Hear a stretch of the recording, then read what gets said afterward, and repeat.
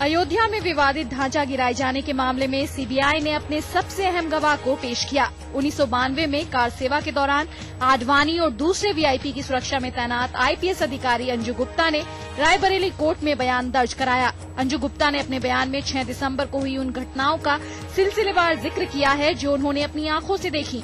अंजू के मुताबिक ढांचा गिराए जाने से पहले आडवाणी ने मंच से बेहद जोशीला भाषण दिया और इस बात पर बार बार जोर दिया कि मंदिर यहीं बनेगा। अंजू ने अपने बयान में साफ साफ कहा है कि जब कार सेवक विवादित ढांचा गिरा रहे थे तो वहां मौजूद बीजेपी और बीएचपी के किसी नेता ने उन्हें रोकने की कोशिश ही नहीं की।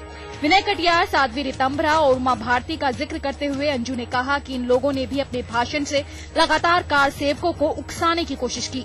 कोर्ट के सामने अंजू गुप्ता के इस बयान पर बीजेपी ने कोई भी टिप्पणी करने से इनकार कर दिया है।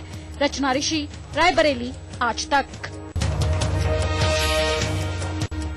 आईपीएस अंजू गुप्ता की गवाही के साथ ही अयोध्या विवादित ढांचे को लेकर सियासत फिर से गर्म हो गई है। हालांकि मामला अदालत में चल रहा है, इसलिए हर कोई संभल कर बयान दे रहा है। ऐसे लोग जो बड़े स्पष्ट रूप से दोषी हैं, उनको एक और मौका नहीं मिलना चाहिए। ये बहुत महत्वपूर्ण गवाही है।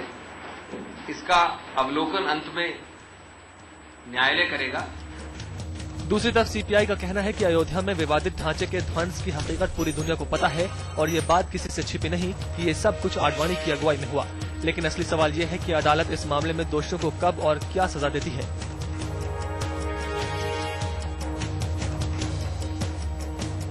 दूसरी तरफ ढांचा ध्वस्त करने के मामले में आरोपी बीजेपी नेता बोलने से पहले 100 बार सोच रहे हैं। जो वहाँ हमारे वकील हैं, मौजूद हैं, वो जो बताएंगे इसके बाद ही मैं कुछ व्यक्त करूंगा। पलोमी के साथ सुमित अवस्थी, दिल्ली, आज तक।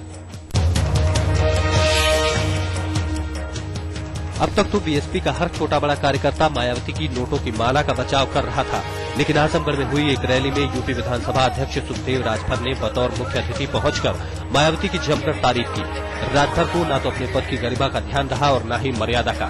विपक्ष को आड़े हाथों लेते हुए राजभर ने कहा कि महंगाई के मुद्दे से ध्यान हटाने के लिए ही विपक्ष ने नोटों की माला को मुद्दा बना दिया। महंगाई के मुद्दा को दबाकर सुश्री बहन कुमारी मायावती के माला की चर्चा कराया गया और पार्लियामेंट की कार्रवाई को ठप किया गया। इसलिए पूरा विपक्ष एक हो गया था। एक दलित की बेटी को मुख्यमंत्री के गले में सम्मान का माला वो पसंद नहीं करते हैं। दरअसल मायावती की नोटों की माला के खिलाफ गोलबंद हुए विपक्ष को देखकर शायद बीएसपी बौखला गई है।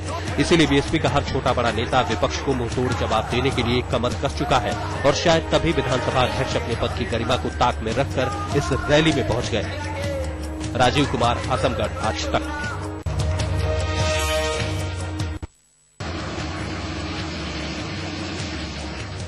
उत्तर प्रदेश के दौरे पर निकले राहुल की सुरक्षा में एक बार फिर से चूक नजर आई। 2 दिन के दौरे पर सुल्तानपुर पहुंचे राहुल के काफिले से पुलिस ने एक संदिग्ध आदमी को गिरफ्तार किया है।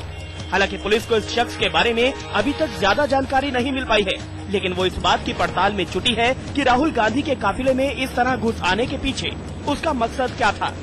राहुल के दौरे से पहले सुल्तानपुर का जिला प्रशासन इस कोशिश में जुटा रहा कि मायावती की रैली की तरह राहुल की सभा में भी मधुमक्खियां न हमला कर दें।